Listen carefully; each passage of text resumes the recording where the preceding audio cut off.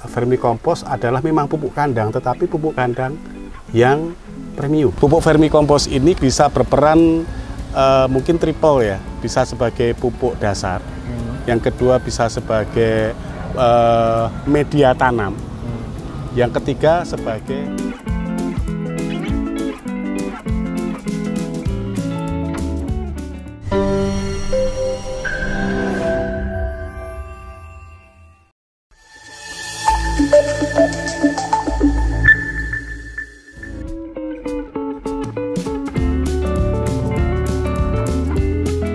Halo warga Taniling, kembali lagi bersama saya Rizky Pratama, dan di video kali ini saya akan mengajak teman-teman ke satu industri atau satu tempat pembuatan vermikompos.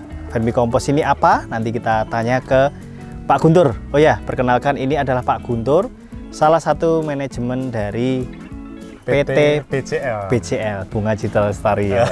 Bunganya ganti Benteng. Oke, jadi kita ada di PT Benteng Citra Lestari, di mana ini bergerak di bidang cacing dan utamanya kita nanti akan bahas mengenai vermikompos. Apa itu vermikompos? Mari kita tanyakan. Pak, vermikompos itu apa, Pak? Ya, vermikompos itu semacam pupuk yang dihasilkan dari kotoran cacing. Ya, gampangnya gitu ya. Pupuk kandang ya, sama yang dihasilkan dari kotoran cacing. Ini vermikompos.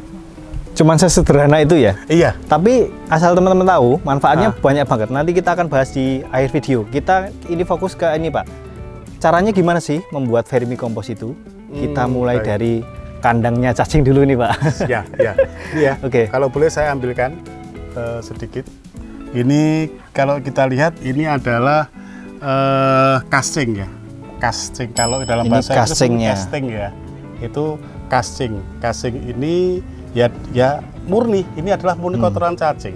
Nah, seperti yang kita lihat terarak cacing ini, cara pembuatannya kita lihat mungkin ada yang separuh ini kan udah jadi, ya separuh udah jadi casing, yang separuh lagi mungkin baru proses ya. Tapi ini adalah yang di bawah-bawah itu masih ada kotoran hewan. Dalam hal ini kebanyakan kotoran sapi. Nah, kotoran sapi ini begitu nanti kita tabur cacing, lalu ya cacing akan mulai mengurai. Untuk pakannya ya, kohe itu pakannya apa gimana sih? Kohe itu pakan. Pakannya ya? Kenapa pakannya murni kohe ya? Harus sapi? Dari riset yang kita lakukan, itu sementara kita menyarankan ada kotoran sapi maupun kotoran kerbau. Ini terkait juga dengan kemampuan cacing dalam menyerap makanan. Prosesnya untuk jadi ini casingnya itu gimana? Prosesnya sebetulnya atau kalau lancar itu kan sebetulnya butuh waktu sekitar 2 minggu.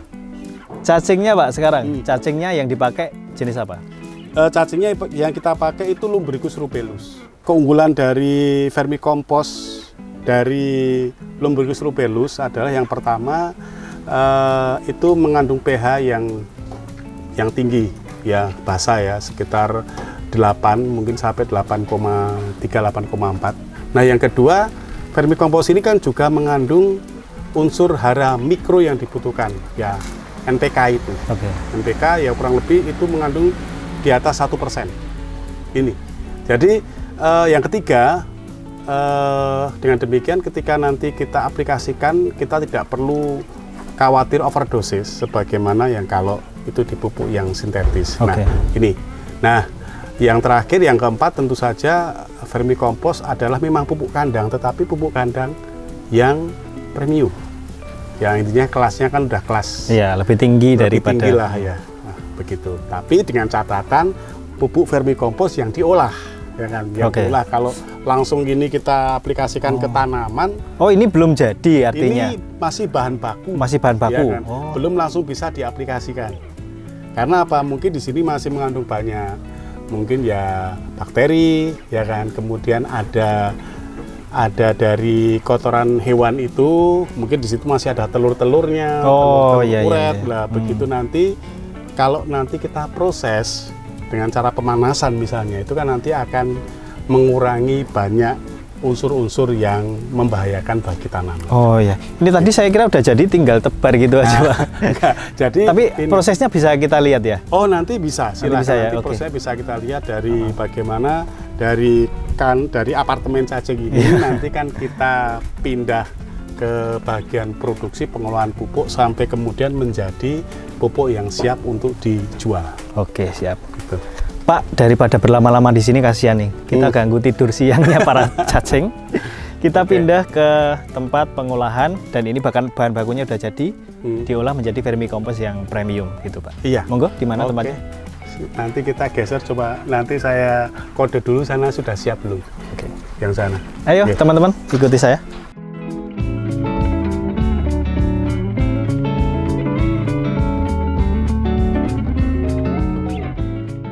Ya, ini kita tempat untuk memproduksi pupuk casing vermicompost. Oh, yang tadi itu dibawa ke sini berarti ya? Dari tempat dari apartemen casing itu kita pindah ke sini Ya. nih.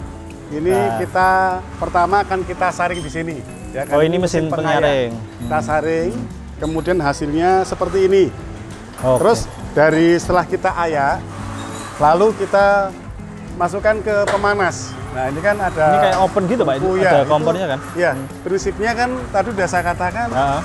Pupuk vermicompost yang kita ambil dari sana itu tidak bisa langsung diaplikasikan. Oke, oh Ya. itu maksudnya. Karena Ya. harus melalui proses pemanasan dulu untuk ya mematikan ataupun mengurangi populasi bakteri yang jahat maupun juga hama-hama telur-telur dari ya hama yang mungkin tertinggal di situ. Oke. Nah nanti soalnya kalau tidak kita aplikasikan nanti kasihan tanamannya. Oh, iya. Karena. Nah setelah ini kan hasilnya kan ini panas di sini. Ini pastinya panas. Nah kita lihat kan. Nah dipegang itu panas. Kemudian ini nanti kita campur dengan formula kalau udah dingin. Iya. Oh nunggu dingin dulu ya? Ya nunggu dingin dulu lah. Ini yang sudah kita campur formula. Formula seperti itu. Formulanya. Oh ya, cair, bentuknya cair. Formula cair. Nah ini. Oke. Formula ini. Ini proses pencampuran dengan formula ya? Formula yang terdiri dari lendir cacing, ya bahan dominannya. Lalu juga dengan bahan organik lain, melalui proses fermentasi, aerasi, dan itu memang rahasia perusahaan. Oke. Kita cukup lihat prosesnya aja. Prosesnya seperti Ya. ini. Kita boleh ngobrol agak sana Pak. Suaranya terlalu berisik. Nah ini sekali proses ini kapasitasnya bisa berapa banyak Pak? Nah, kita teknologi mesin yang kita pakai kan memang tidak begitu sophisticated ya, karena ini memang berangkat dari ini usaha untuk merangkul masyarakat dan juga pemberdayaan. Kita memakai yang semacam TTG dan lebih tepat guna, tetapi itu per hari paling tidak kita bisa menghasilkan 4 ton. Perharinya? 4 ton pupuk yang sudah siap kita pasarkan. Nah, ini sambil kita nanti kalau mixernya datang, kalau secara manual kan itu 4 ton, tapi kalau nanti mixer yang bisa mencampurkan formula air dan juga dengan pupuk itu datang, itu kita bisa mencapai produksi 8 ton per hari. Dari apartemen sampai sini itu ada limbahnya nggak sih? Nggak ada, itu ajaibnya itu, nggak ada. Jadi tidak ada limbah. Coba maksudnya itu justru ya merupakan keunggulan dari bisnis kami. Ya bisnis kami kan memproses limbah sebetulnya, ya kan. Kohe, meski nanti misalnya kohe bertruk-truk ketika nanti masuk ke sini, ya hasilnya jadi casing semua. Nah, karena banyak keunggulan yang Bapak sampaikan, mungkin yang di awal tadi di apartemen tadi kan ada entah ini membuat tanah subur lah, pH-nya tinggi atau apalah. Itu ada nggak contoh tanaman yang sudah Bapak pakai pupuk ini? Contoh tanaman itu kami sudah melakukan pada tanaman jagung, ya kan. Kemudian kalau tadi di lingkungan perusahaan kami ada pepaya. Pepaya masih ada, masih bisa dilihat kan bisa perbandingan. Oh bisa. Mari kita buktikan keunggulan dari vermicompost. Kita lihat langsung nanti gimana kondisi tanahnya, kemudian kondisi dari tanaman serta buahnya gimana. Iya. Oke Pak, kita boleh ke sana langsung. Oke, silahkan. Mari. teman-teman. Iya.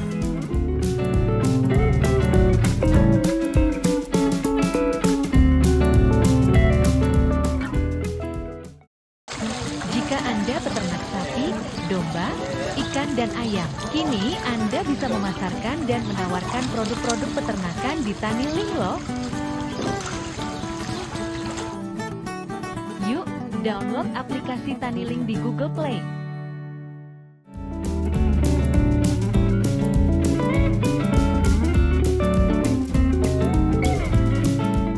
Oke, warga Taniling, ternyata di sekitaran tempat budidayanya atau pengolahan vermikomposnya tadi, kita langsung disodorkan dengan tempat pencontohan langsung dipraktekkan di beberapa tanaman di sini ya. Jadi pupuk vermikompos ini kan bisa berperan mungkin triple ya, bisa sebagai pupuk dasar, yang kedua bisa sebagai media tanam, yang ketiga sebagai pembenah tanah. Kita coba ini Pak, kita coba bongkar manfaat dari vermikompos itu sendiri. Iya. Manfaatnya yang kita tahu kan yang dari tanahnya tadi kan. Misal ini tanah huruk atau tanah kering. Kita beri media tanam ataupun pupuk dasar dari vermikompos. Itu ternyata terbukti subur. Kalau selain itu, mungkin di batangnya, di buah atau gimana itu, manfaatnya apa? Kalau kami sepanjang pengamatan kami mencermati itu, mungkin di bulan-bulan yang pertama sampai yang bulan ketiga atau keempat itu kita lihat daunnya seger-seger. Kalau sekarang kita lihat daunnya layu-layu ya karena memang kita baru treatmentkan sekali. Harusnya memang kalau daun layu atau mungkin agak meluntung begitu ya, kita kan memang perlu berikan asupan pupuk lagi. Nah, yang kedua itu dari buahnya misalnya buah pepayanya kan seperti kita lihat di sini kan kalau kita lihat kan memang lumayan lebih banyak ya daripada yang di sana. Yang di sana itu kan yang kita beri ini pupuk kandang biasa. Yang ini toh? Yang di sana itu bagian sana. Kalau sini kan kita memang treatment pakai pupuk vermikompos. Nah, dari jumlah ya kelihatan sih. Dari jumlah sudah kelihatan. Ya, ketika ini karena memang kita banyak pekerjaan banyak muter, maka ini kan memang sebetulnya kan cukup terabaikan, tapi ya kita sebetulnya tujuan pertama ketika kita coba di tanah uruk bisa nggak gitu, itu yang pertama, ternyata bisa. Dan ini ya, malah gulma-gulmanya turup-turup kan banyak sekali nih, hijau-hijau seperti ini kan kita lihat. Wah, kalau secara ini ya, salah trial and error-nya itu nggak tanggung-tanggung ya. Jadi memang nanam nggak di tempat yang subur. Kita coba langsung ditanam di tanah yang tandus, tanah huruk sih. Iya, tanah huruk, tapi ternyata dibiarkan sih ya. Dibiarkan. Ya kita kasih pupuk sekali, ya biar nanti let the nature do it kan gitu. Nah, biarkan alam itu bekerja dan ternyata ya bekerja kan gitu. Oke, ternyata teman-teman warga Taniling, memang sih budidaya cacing itu mudah, tapi ternyata ada banyak sekali yang harus diperhatikan seperti nanti cacing itu tidak langsung bisa dipakai. Ada bahaya yang mungkin harus diolah dulu ya Pak ya. Dan kalau teman-teman pengen budidaya atau pengen tahu bagaimana itu prosesnya yang baik dan benar, teman-teman bisa menghubungi Bapak Guntur atau silakan main ke sini, boleh nggak Pak? Kira-kira? Boleh. Akan kita sambut dengan senang hati. Dan mungkin ada yang ingin disampaikan ke teman-teman? Mungkin ada kerjasama yang ingin dijalin dengan warga Taniling? Ya, baik. Jadi bagi teman-teman pemirsa dari channel ini, dari kami terbuka, kita menawarkan juga bisnis bagi para mitra ataupun calon mitra. Ya kan, yang pertama itu bisa ambil di budidaya cacing penghasil casing. Yang kedua ini tentang jaringan pemasaran pupuk itu sendiri. Tidak hanya Jawa saja, tapi juga di luar Jawa, sehingga terbuka sekali bagi teman-teman yang juga akan menjadi bagian dari agen pemasaran kami, reseller, bahkan distributor, ataupun bentuk-bentuk kerjasama kita terbuka. Sejauh kuota itu masih ada. Oke, jadi teman-teman, kalau ada yang ingin kerjasama, mungkin ada yang punya perkebunan besar, atau mungkin pengen punya bisnis casing ya, ingin budidaya di rumah, dan nanti casingnya bisa dijual ke Bapak Guntur, itu silahkan nanti menghubungi Bapak Guntur. Nomornya kita taruh di bawah sini.